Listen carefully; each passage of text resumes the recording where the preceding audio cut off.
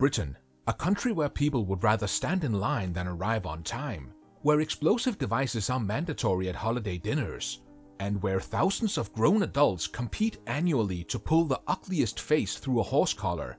These might sound like fiction and completely weird for people elsewhere, but it's the daily life for about 70 million British people. Today, we go through 12 of these absurd rituals that will help you understand why an entire culture chose beautiful insanity over boring efficiency. The British queue is essentially a bloodsport with invisible rules. At Tesco supermarkets across the nation, we maintain precisely 1 arm's length between bodies and never make eye contact. Heaven forbid you accidentally skip ahead at the post office in Manchester, and that's ground for social exile. Queue jumping triggers our special weapon, passive-aggressive tutting. Of course, that would be terribly uncouth. Instead, you'll receive a symphony of theatrical sighing and muttered comments. It might seem as a way of maintaining efficiency, but in a real sense, it's about preventing complete anarchy. According to Met Office research, British people spend 57 hours every year, that's over 2 full days, discussing weather. 60% admit it's our go-to small topic, beating family, holidays, and even current affairs. So, when a stranger at a bus stop says, "Bit grim today," they are performing a social ritual older than democracy and reaffirming their true British roots. We have been using the phrase, "lovely weather for ducks," since the 1840s without irony. It's emotional armor disguised as conversation, and which would sound utterly absurd in other parts of the world. Heinz's UK factory produces over 1 billion cans yearly. That's roughly 15 cans per British person. Back in 1927, Heinz invented beans on toast purely as a marketing stunt to sell more product. Interestingly, it worked spectacularly. We now consume more baked beans than the entire world combined. So ingrained is the beans on toast culture that the late Queen visited the factory for its 50th anniversary. Even Sir Patrick Stewart claims it's the only dish he can cook. And if you thought that was intriguing enough, a museum in Wales was dedicated exclusively to baked beans for 15 years.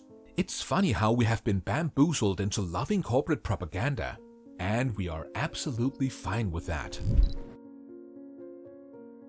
Neuroscientists studying comfort food discovered something that might sound like music to the ears of British people. Chip buddies triggered identical pleasure responses in the brain as chocolate.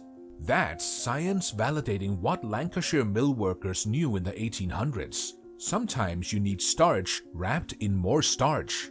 And the regional warfare as a result of this is brutal. Northerners in Manchester demand thick-cut chips from actual chip shops. Southerners dare suggest oven chips might suffice. Heresy! Even the names change every 20 miles. Chip Barm, Chip Bab, and Chip Cob. But in the end, it's yet another British thing that's totally normal here, but makes no sense at all elsewhere. In 1965, building regulations changed, officially permitting mixer taps throughout Britain. That's 6 decades ago. Yet, when you walk into any modern house, you are almost guaranteed to find separate taps installed specifically to maintain Victorian authenticity. The original logic? Hot water tanks bred bacteria, so separation prevented contamination of drinking water. Sensible to an extent. Except, we've had safe plumbing for 6 decades now. Hotels in Bath that install mixer taps receive complaint letters from elderly guests offended by the convenience. We have developed the splash and dash technique, where we rapidly alternate hands between scalding and Arctic. And somehow, we convinced ourselves this constitutes cultural heritage. Other nations have solutions. We have tradition and third-degree burns. Christmas crackers contain silver fulminate. For those not in the know, this is a legitimate explosive compound discovered in 1800.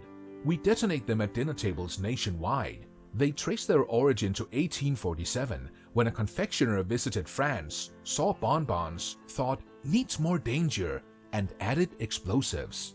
The 130 million pounds we spend annually purchases tissue paper crowns and jokes unchanged since Victoria's reign. What's orange and sounds like a parrot?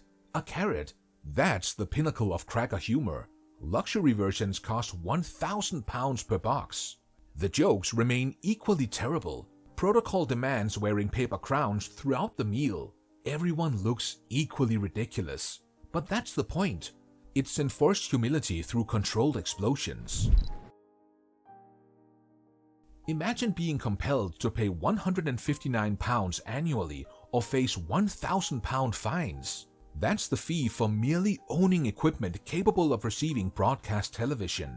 The BBC collects £3.8 billion yearly through this system, funding everything from Planet Earth to celebrity diving competitions. TV licensing dispatches 100 million threatening letters annually, compelling people to pay. Detector vans supposedly identify unlicensed viewing, but it's anyone's guess as to whether they really work. Once again, good old Britain goes for bureaucratic intimidation, because apparently that's more preferable. If this made you question your knowledge about Britain, make sure you subscribe to the channel to learn more about what seems normal but would leave anyone else speechless. Introducing yet another British norm, the pantomime, a Victorian theatrical tradition where men dress as women, women play male leads, and audiences shout predetermined phrases at actors like they are participating in some collective fever dream. Former soap stars rake in 100 grand for 6 weeks of getting absolutely battered with foam while cracking filthy jokes that kids don't clock, but which amuse exhausted parents. Pantomimes generate £150 million annually, keeping regional theaters financially viable. The format hasn't changed since 1880. It's simultaneously awful and brilliant, and that perfectly summarizes everything British. We operate over 25,000 roundabouts. To put that into perspective, that's more per mile than anywhere on Earth. And because that was not barmy enough, a genius in Swindon decided to nest 5 smaller ones around a big one in the middle, christening it the Magic Roundabout. Milton Keynes went properly mental with 130 roundabouts, turning the whole town into Britain's favorite motorway joke. Now, to be fair, they do slash serious crashes by 3/4 compared to old crossroads. But the problem is that we have gone absolutely roundabout mad, sticking them in spots where there's barely 2 cars a day, some with essentially one way in and the same way out. A typical British thing. McVitie's maintains a department of professional dunkologists. Their job? To scientifically test biscuit submersion capabilities. That's based on the fact that annually, we submerge 55 billion biscuits, with 740 million experiencing catastrophic structural failure mid-dunk. Based on the dunkologist's findings, a proper technique requires a 45-degree entry angle, 2-second submersion, and an immediate mouth transfer. Simply put, the gravitas with which we approach cookie architecture would horrify actual structural engineers and foreigners alike, but standards require maintenance. Every May, volunteers pursue an 8-pound wheel of double Gloucester cheese down Cooper's Hill in Gloucestershire, reaching speeds of up to 70 miles per hour.